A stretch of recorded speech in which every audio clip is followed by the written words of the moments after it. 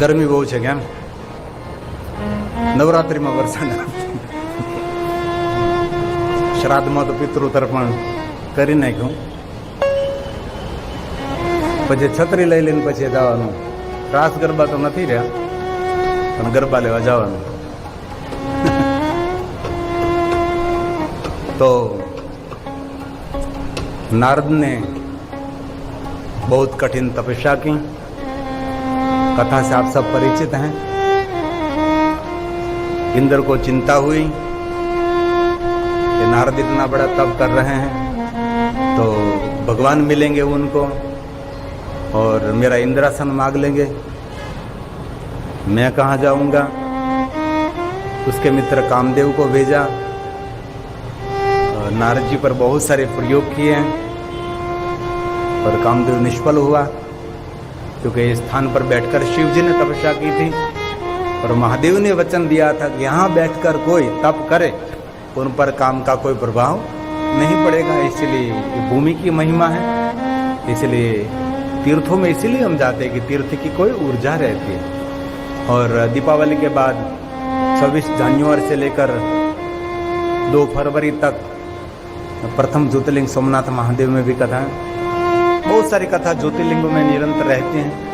कोई जजमान शरीर के द्वारा सभी श्रोताओं की भोजन की रहने की सुविधा रहती है, लेकिन बहुत सारे जजमान शरीर नहीं करते, तो स्वयं हमारे श्रोता कर लेते हैं कथा सुनने के लिए जो यात्रिक आते हैं. लेकिन तीर्थ में कभी निवास करने का एक अवसर होता है, तो स्थान की महिमा है.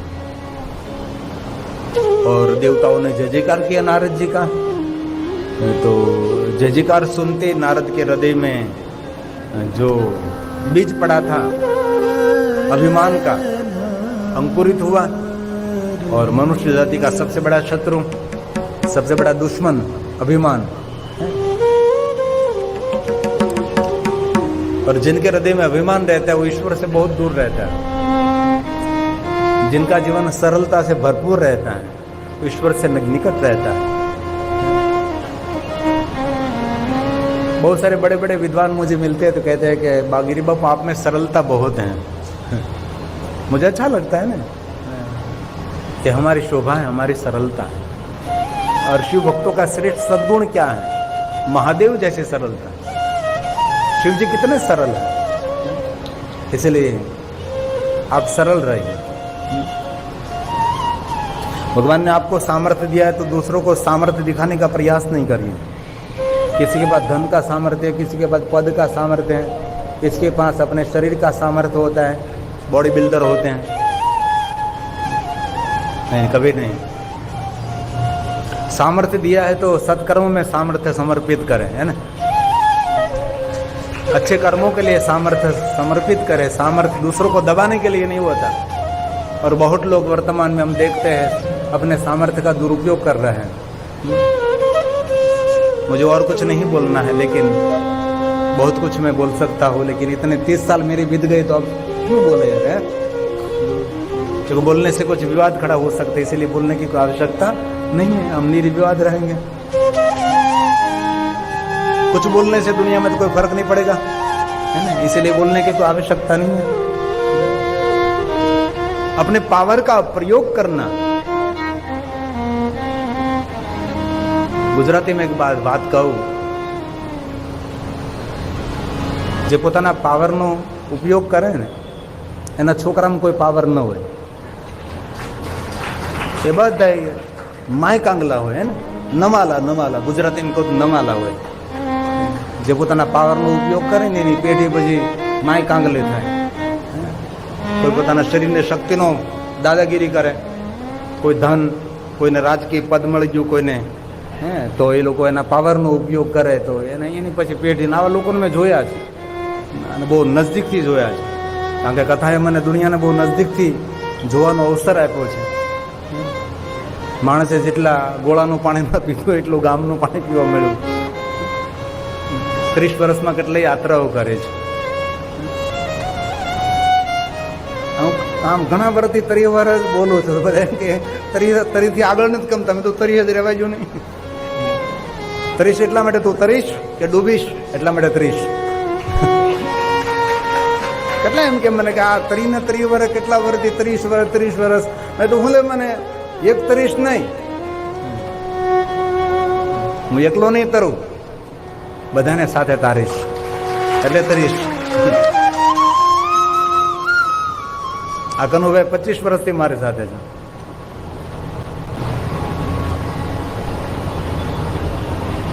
સત્તાણુંમી કથામાંથી એનો વિજય પ્રવેશ થયેલો. 97 હરિદ્વારમાં કનખલમાં કથા હતી, તબલા વગાડવા આવ્યા તો હોય. અમારા મગનગીરી બાપુ છે, મગનગીરી ફોટો છે તે મગનગીરી છે, હું આપું લે એક મિનિટ, પણ તારો નંબર ગોતો. મગનગીરીનો ફોટો આપો તો. હમણાં એના ગામમાંથી પાદરમાં જ નીકળ્યો, મગનગીરીના ગામના જૂના સાવર અમારે બહુ મારી સાથે લગભગ 5 વર્ષ કામ 5 વર્ષ રહ્યા છે મારી સાથે મગનગીરીજી. અને ભોલે કે દરબાર મેં એની બધા ભજનો એને બનાવ્યા, મગનગીરી કહે. એ મગનગીરી વાળા જેટલા ભજન છે બધા મગનગીરી બનાવ્યા. અને આમ 2-3 મિનિટમાં ભજન, મેં કીધું બાપુ આ રાગ ઉપર ભજન બનાવો, એ જ મિનિટે ફટફટ બનાવી નાખે. આટલા બધા સાહિત્યના જાણકાર માણસ. પછી તો એ છૂટી ગયા. અને હમણાં હું જાતો એના ગામમાંથી નીકળ્યો તો એ રોડ ક્રોસ કરી રહ્યા હતા. મેં કીધું આ મગનગીરી જ છે, હે મગનગીરી, પણ સાંભળે બધું કામના ધડાક. મેં કીધું આ મગનગીરી છે તો કે મેં કીધું પકડો તો. રોડ ઉપર પકડ્યા, બોલો ને પકડ્યા. પછી ગાડી નીચે ઉતરો હું, અને એટલા રાજી થાય એ મગનગીરી. અને પછી ભાગ જોગે મારા, હું તો ખીચામાં કંઈ રાખું નહીં. મેં પ્રદેશભાઈને કહ્યું કે તમારા ખીચામાં કંઈ પાકીટમાં જેટલા પૈસા પાકીટમાં ખીચામાં હોય એટલા મગનગીરીને આપી દો. પણ ભાગમાં હોય એટલું મળે ને. હવે ભાગ જોગે એના પાકીટમાંથી 2500 રૂપિયા જ નીકળ્યા, 2500. અરે મેં કીધું મારી પાસે કાંઈ નહીં, અને હું કોઈ દિવસ ખીચામાં 1 રૂપિયો ના રાખ, કોઈ દિવસ નહીં. એમ પૈસા જ નહીં રાખવાના. કોઈક હાથમાં દે હાથમાં લો, પણ એ સમયે એ સમર્પિત બધું આમનામ ભગવાન ચલાવે. તો અફસોસ થયો કે 2500 રૂપિયા જ નીકળ્યા. પણ હમણાં એ રસ્તામાં મળ્યા હતા મગનગીરી. તો હું મગનગીરીની હું વાત કરતો હતો, હું ભૂલી જવાય. મગનગીરી ક્યાંથી આવ્યા? હા બરોબર, સમજાય. હા બસ યાદ રાખવાનું તમારે. એટલે મગનગીરી કનુભાઈને લાવનારા એમ, તબલા વગાડવા માટે. તબલા બહુ કનુભાઈ સરસ વગાડે, બહુ સરસ વગાડે. ને પછી કનુભાઈ કે મને ગાતા આવડે છે. મેં કીધું તો બહુ આનંદની વાત છે, ચાલો ગાઓ બીજું હું.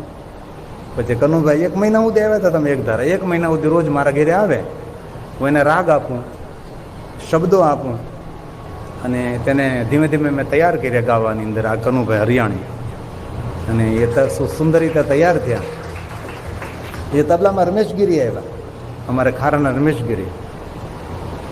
એને ઘણું તબલું વગાડે. પછી પેલો હસમુખ નિમાવત કે કુબાવત ને, એક નામ હસમુખભાઈ ને, હસમુખભાઈ નિમાવત, એ ઘણા સમય તબલા વગાડવા આવ્યા. પછી એમ કરતાં કરતાં આ કળમોદળ બાપા બજરંગદાસના ખોળામાં રમીને મોટો થયેલો અમારો ભાઈ ઘનશ્યામ. પછી ઘનશ્યામભાઈ વિજય પ્રવેશ કર્યો. અને પછી અમારી ઘુષ્મેશ્વરમાં કથા હતી, 12મું જ્યોતિર્લિંગ આપણું, ત્યાં કથા હતી. આસ્થામાં લાઈવ પ્રસારણ હતું. એમાં અમારે સુરેશભાઈ બંસરીવાળાએ વિજય પ્રવેશ કર્યો વર્ષો પહેલાં. કેટલા વર્ષ થયા? 20 વર્ષ થઈ ગયા તમારા. 2009માં તમે આવ્યા, 2009માં. ને 2009માં આવ્યા, 9માં કથા કરી. ત્યારે આપણે ઇંગ્લેન્ડ જવાનું હતું. તો ઓલા ઇમિગ્રેશન વાળાએ કહ્યું કે લગ્ન થયા હોય એ જ જઈ શકે. હવે એનું કે ઠેકાણું નહીં, શું કરું?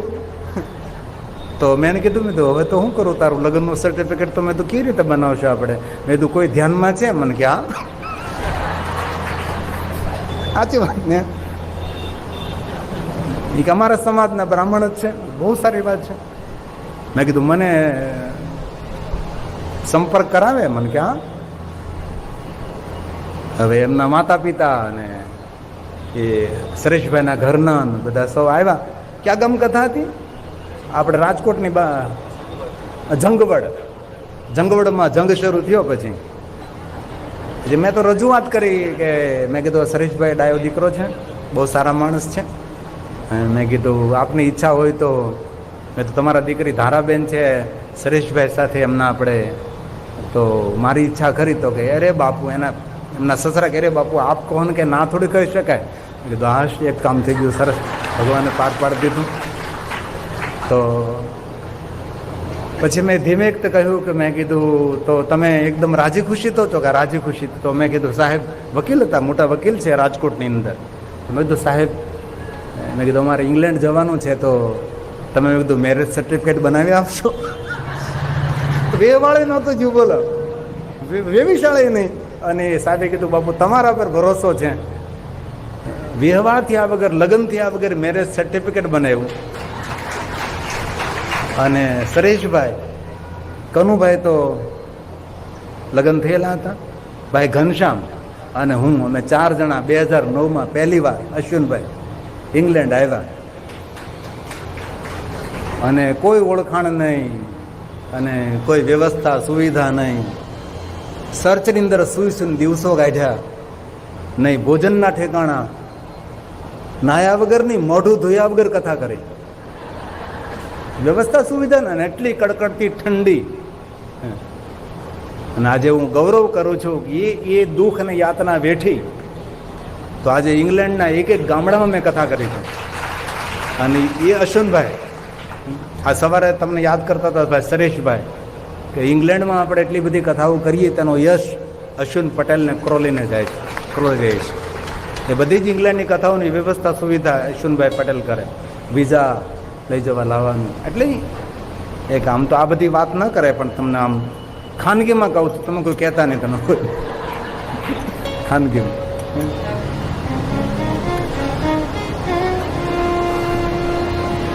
તો આવું બધું છે.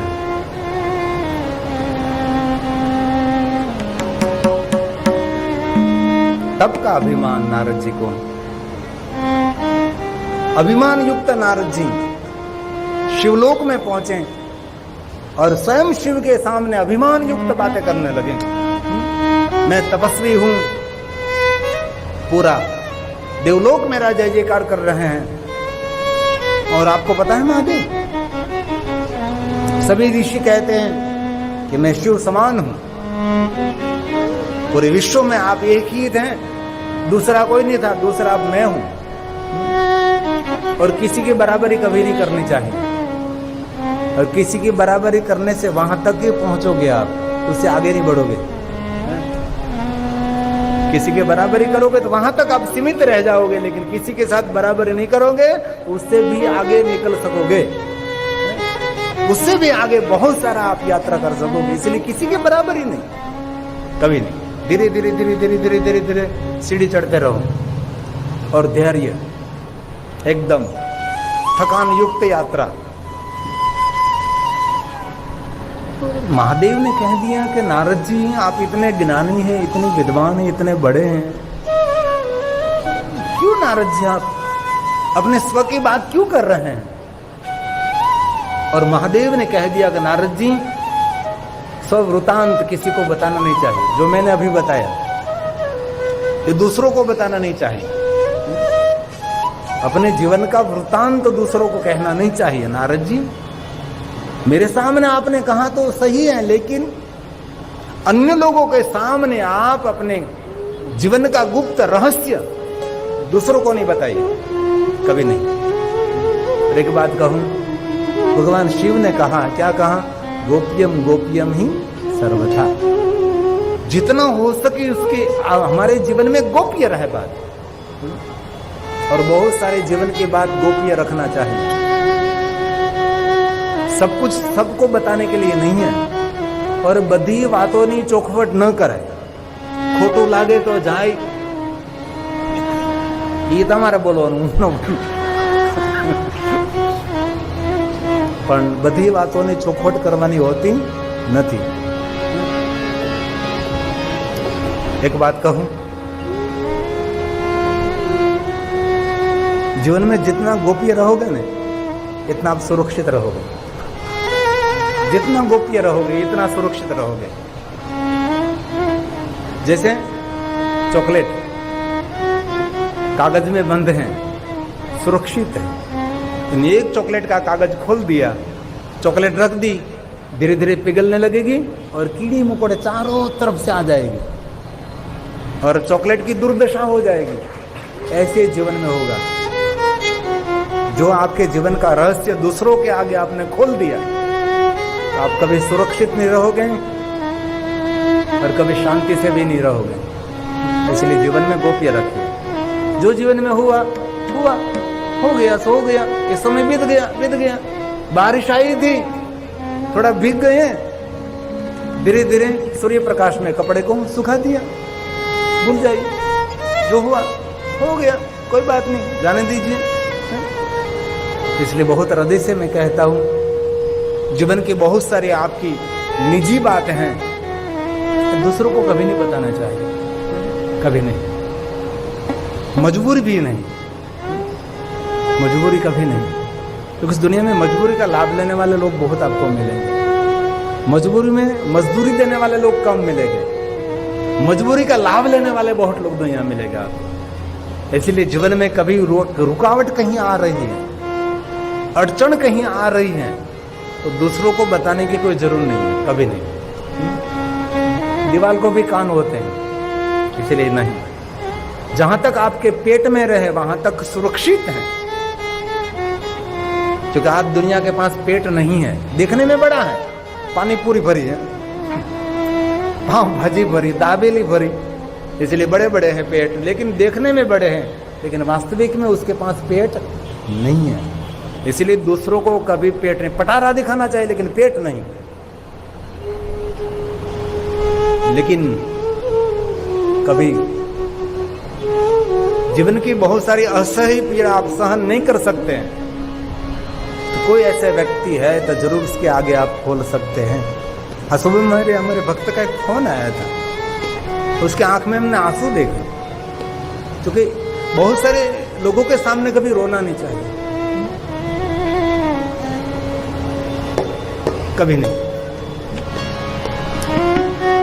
लेकिन ऐसा कोई व्यक्ति मिले तो जरूर। पुरारे मने राहुल रेडी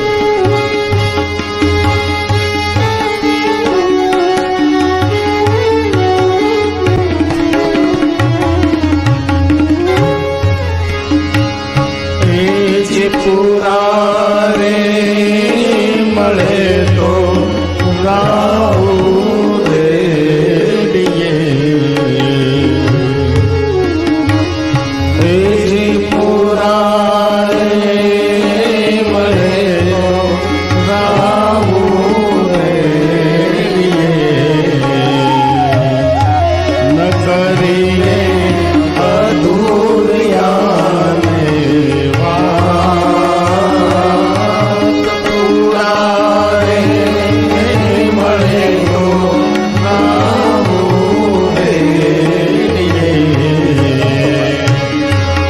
संतो भाई पुरारे मरे तो राहुल रेडिये।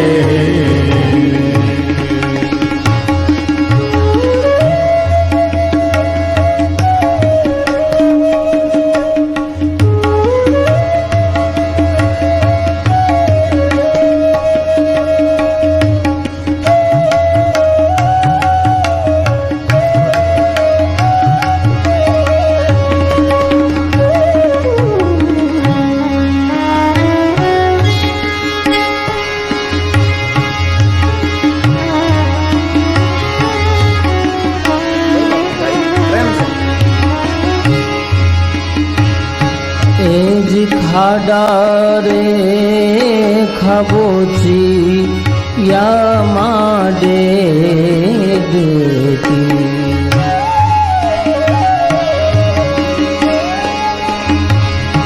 तेज खाडारे खबोची या माडे देती,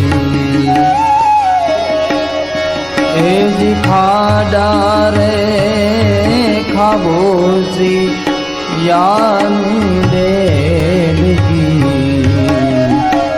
ई जाने ई तो समुद्रिया ले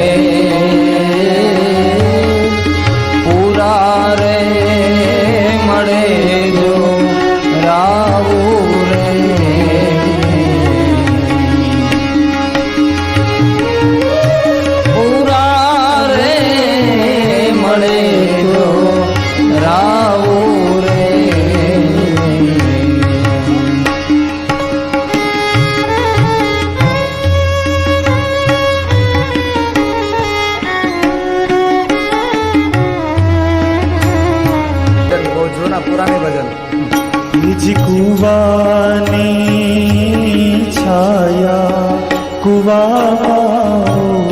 उतरे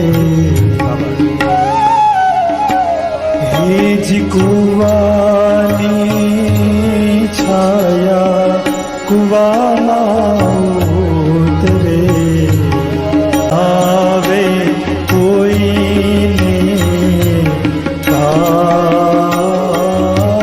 पूरा रे मरे तो जाओ रे संतो भाई पूरा रे मरे तो पूरा रे मरे तो जाओ रे संतो भाई पूरा रे मरे तो रावो रे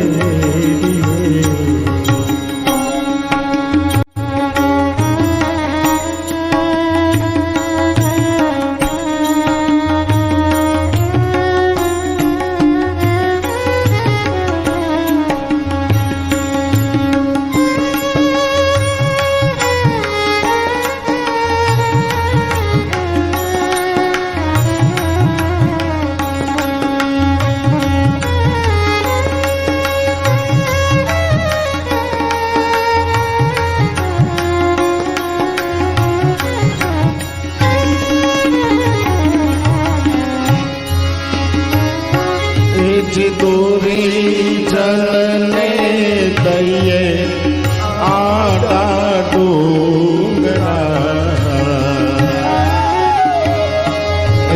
दूरी चलने दइए आटा डूंगरा हरि जन ने મળીએ મોઢા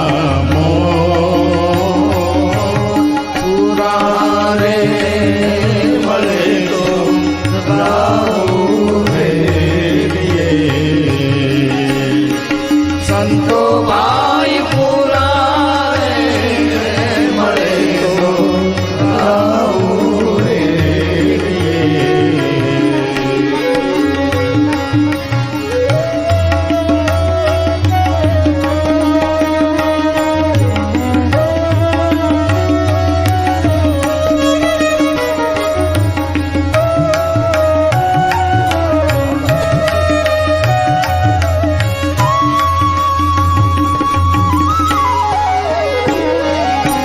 રાઠોડના કુળમાં લીરલબાઈ બોલિયા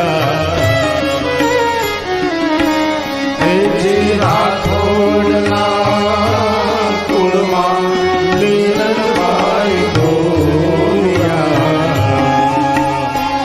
તેજો યમને સંત ચરણમાં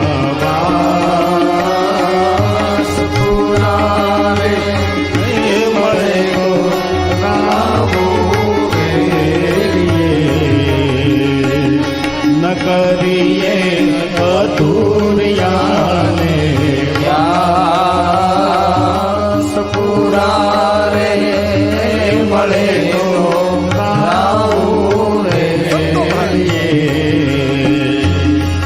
સંતો ભાઈ પૂરા રે મળે તો રાઉ રે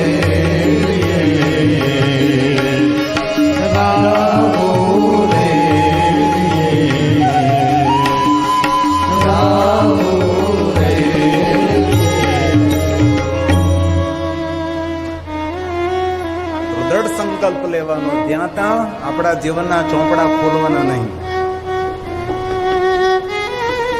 ખોપડાના વિચારો કોઈને કહેવા નહીં. दुनिया बड़ी विचित्र है.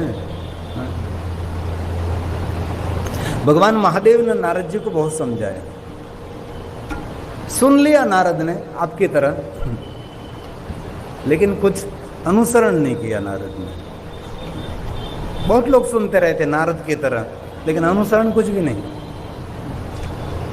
और भगवान महादेव ने ये भी कह दिया कि नारद जी विष्णु के आगे तो कभी नहीं, तो कभी आपको विष्णु मिले और आपके बारे में पूछने लगे कि नारद जी आजकल आपकी बहुत सारी प्रशंसा हो रही है नारद जी, आजकल तो आपका बहुत बड़ा नाम हो रहा है, ऐसा कुछ भगवान विष्णु जी आपके बारे में कहें तो भी नारद जी इस बात को बदलने का प्रयास करें, सुनने का प्रयास नहीं, उसको बात को बदल दीजिए, अनसुनी रहिए नारद जी। लेकिन प्रशंसा किसको प्रिय नहीं है? सबको, सबको प्रिय है प्रशंसा।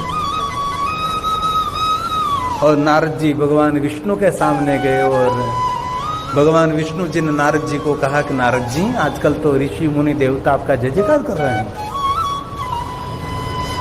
तब नारद जी ने कहा कि भगवान ये तो आपकी कृपा है। घणी बार कोई धनपति ने घरे जाई ने અમે લોકો કે આ બધી તમારી કૃપા છે, આપણે શું કૃપા હોય ભાઈ, આપણે હું ત્યાં કે મહેનત કરવા ગયા હતા એમ કે આ બધી તમારી કૃપા છે, આમાં એટલે બધું છે, બાકી આપણી કૃપા કાંઈ હોય જ નહીં, એની મહેનત હોય, એનું પુણ્ય હોય, એમના બાપ દાદાના પુણ્ય હોય ને આપણી કૃપાથી તો આપણે જ આપણા ઉપર નું કૃપા કર્યા કરીએ, પણ એવું કહે કે આ બધી તમારી કૃપાથી। એટલે નારદે પણ એવો વિવેક કર્યો ભગવાન વિષ્ણુજીને, આ જે કાંઈ જય જયકાર મારો થઈ રહ્યો છે એ તમારી કૃપાથી છે બધું જેમ। અને नारद जी अपने स्ववृतांत कहने लगे भगवान विष्णु जी के सामने। तो बड़े लोगों के सामने कभी बड़ाई नहीं करनी चाहिए, कभी नहीं, बड़ो बड़ाई न करें। तो कोई है ना पूरा आवड़तो नहीं, તમને આવડે બેન? બડો બડાઈ ન કરે, આવડે? આવડે? બડો બડાઈ ન કરે, આવડે? આવડે? નથી આવડતું કોઈ નહીં, મને ભૂલાઈ ગયું, આ બધું બહુ આવડતું હતું પણ મને વિસરાઈ ગયું થોડું। બડો બડાઈ ન કરે મગર કાલ પાકો કરતો, આમ બોલા જ કરતો, બડો બડાઈ ન કરે એવું કાંઈક હતું, કાંઈ યાદ આવે છે કાંઈ? ધ્રુવભાઈ તમને યાદ આવે?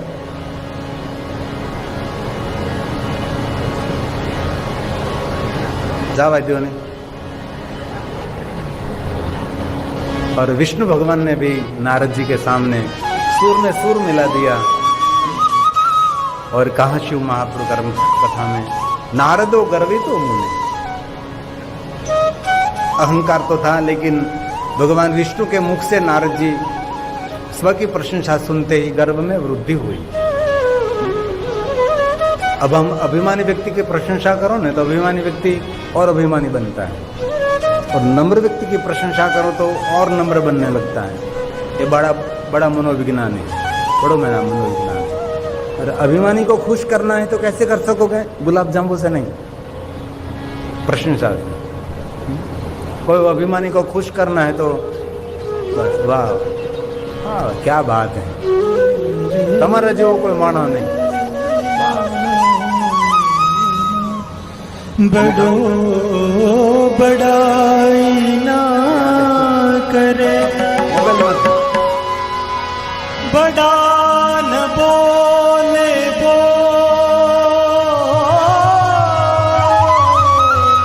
बड़ो बड़ाई ना करे, बड़ा न बोले हीरा मुख से कहे, लाख हमारा बोल, हीरा मुख से ना कहे, लाख हमारा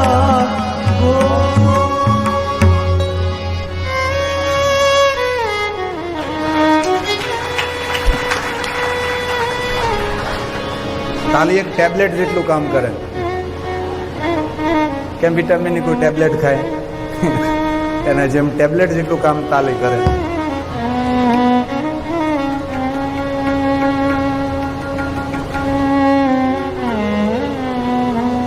अभिमान युक्त नारद, और भगवान विष्णु जी को चिंता हुई कि नारद ऐसे अभिमान में रह गए, नारद का पतन होगा। और मेरा भक्त है, मेरा भजन कर रहा है, उसका कभी पतन नहीं होना चाहिए।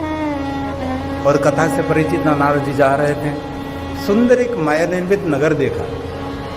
नगर में प्रवेश किया तो उसके राजा का नाम था शील निधि, उसकी पुत्री का नाम था विश्व मोहिनी, पूरे विश्व को मोहित कर सकती है, इसलिए उसको कहते हैं विश्व मोहिनी।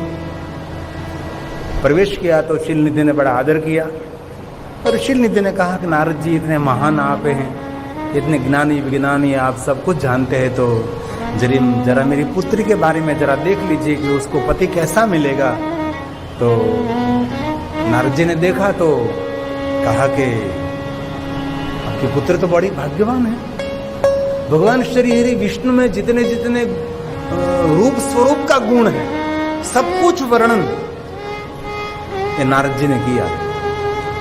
लेकिन नारद के मन में एक बात हो रही है, क्योंकि नगर का नाम माया निर्मित नगर था, कोई भी माया से भ्रमित हो सकता है, इसलिए नारद के मन में विचार प्रकट होने लगा कि ये इतनी सुंदर कन्या है, विष्णु को मिले इससे तो अच्छा मुझे मिले, क्योंकि स्थान का प्रभाव पड़ता है, स्थान का प्रभाव रहता है और अन्न का प्रभाव रहता है, जल का भी प्रभाव पड़ता है।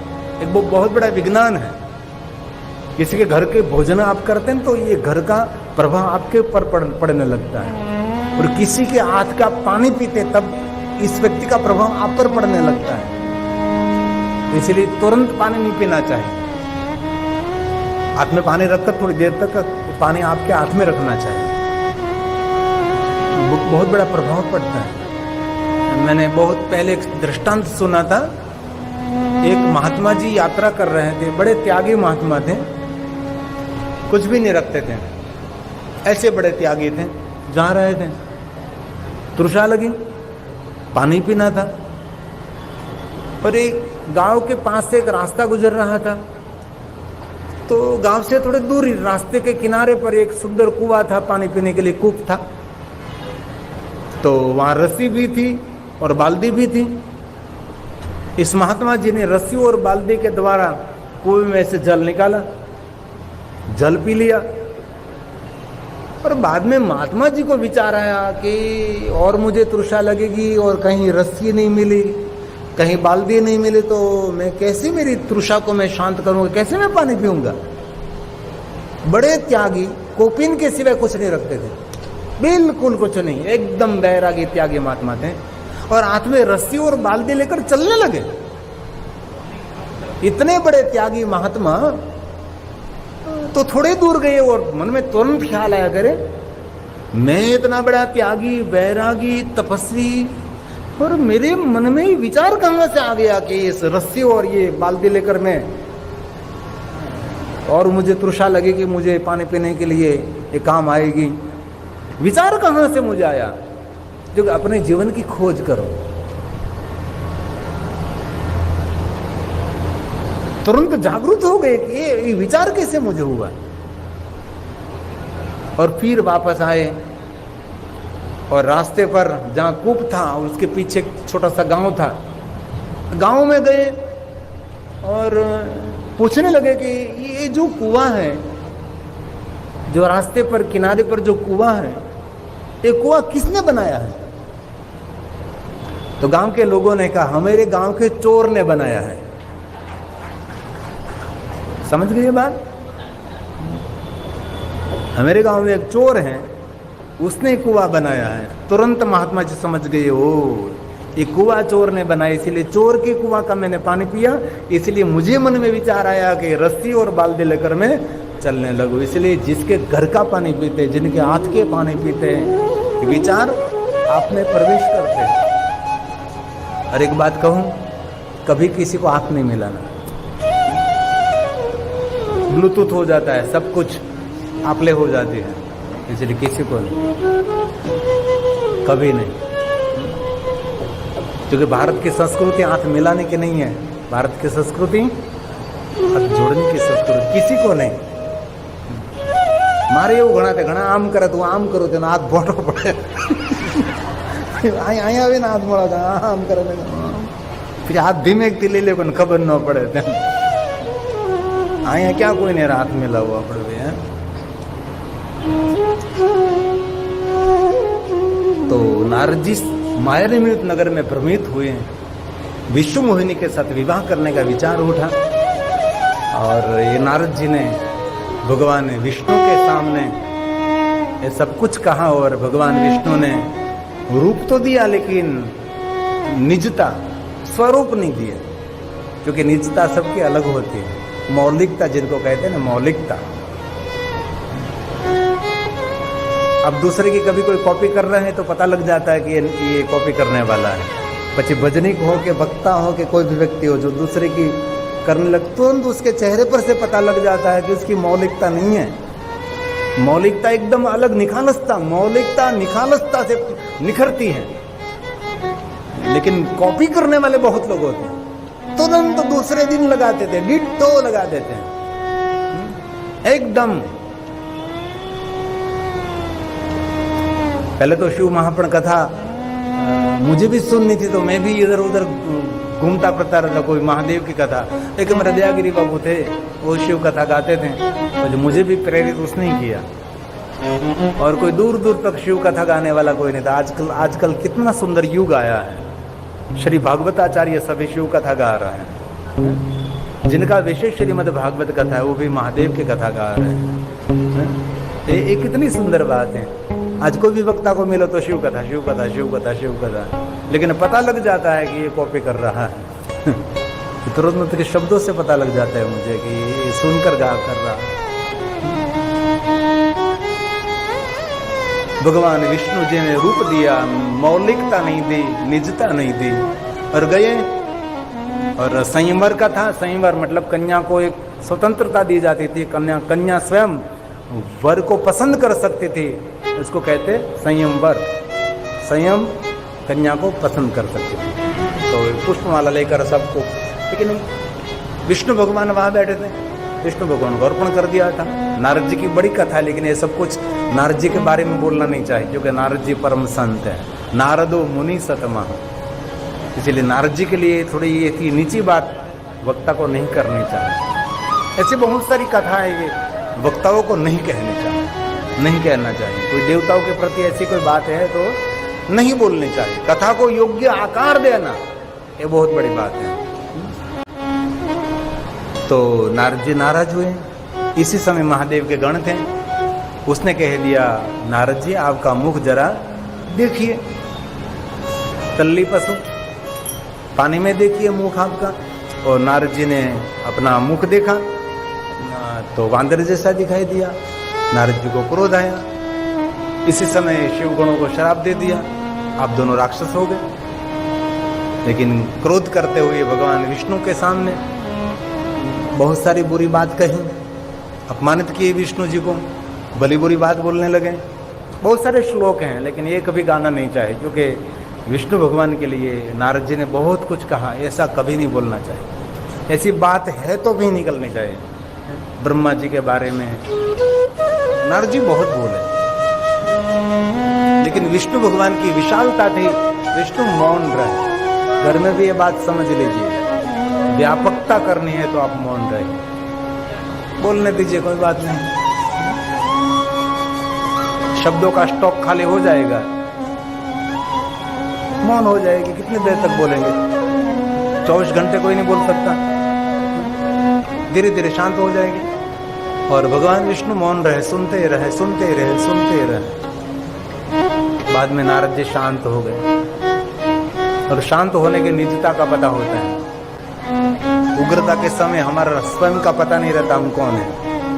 जब आप शांत अवस्था में, तब आप स्व को पहचान सकते हैं, आप स्वयं को पहचान सकते हैं शांत होते समय।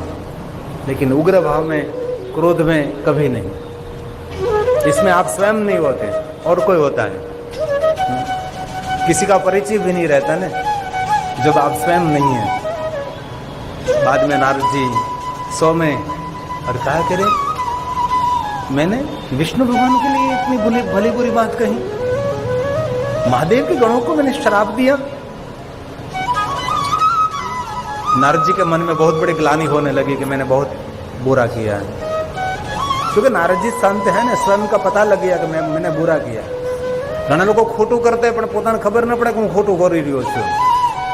આપણને ખબર તો પડવી જોઈએ ને કે હું ખોટે માર્ગે જઈ રહ્યો છું, આ માર્ગ ખોટો છે। આપ કોઈ કહે કે હા પાછો વળ, એમ નહીં, આપણને ખબર પોતાને પડવી જોઈએ કે આ માર્ગ મારા માટે ખોટો છે। इसी समय नारद जी शांत हो गए और नारद जी ने भगवान विष्णु जी को कहा, भगवान मैंने महादेव की बात नहीं मानी और मैंने बहुत बुरा जीवन में किया। मैंने तपस्या तो की लेकिन अभिमान युक्त मैं नारद महादेव के सामने मैंने बहुत सारी बात मैंने कही और आपके सामने मैंने शिव गुणों को श्राप दिया। भगवान आपका मैंने अनादर किया और मेरे हृदय में अब संताप हो रहा है। आप मुझे कुछ मार्गदर्शन करें, मैं क्या करूं।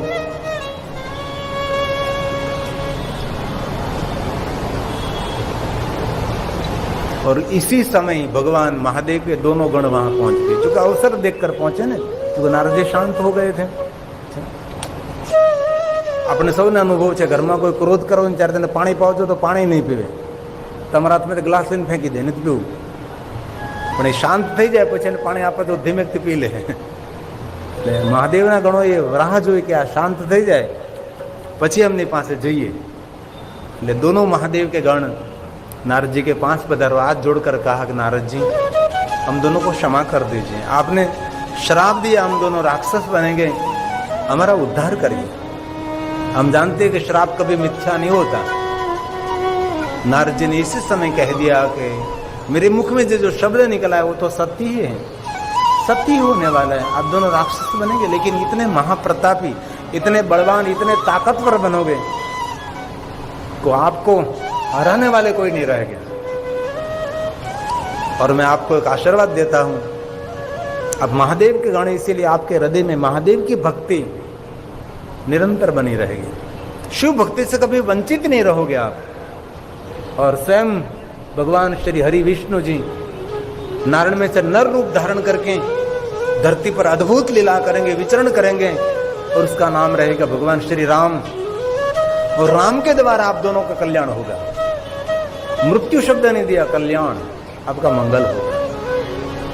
और बाद में नारद जी ने हाथ जोड़कर भगवान विष्णु जी को कहा कि विष्णु भगवान मुझे कुछ मार्गदर्शन करें, अब मुझे क्या करना चाहिए। मैंने क्रोध किया, अभिमान किया, मैंने शिवगुणों को श्राप दिया, आपका मैंने बहुत अनादर किया, उसके फलस्वरूप मेरे हृदय में संताप होने लगा है, मेरे हृदय में चिंता होने लगी, मैं भयभीत हूं, मैं विचलित हो गया हूं, आप मुझे कुछ मार्गदर्शन करें। तब भगवान विष्णु जी ने नारद जी को शिव भक्ति का मार्गदर्शन किया है। और वहां से कल हम शिव महापुराण कथा को प्रारंभ करेंगे।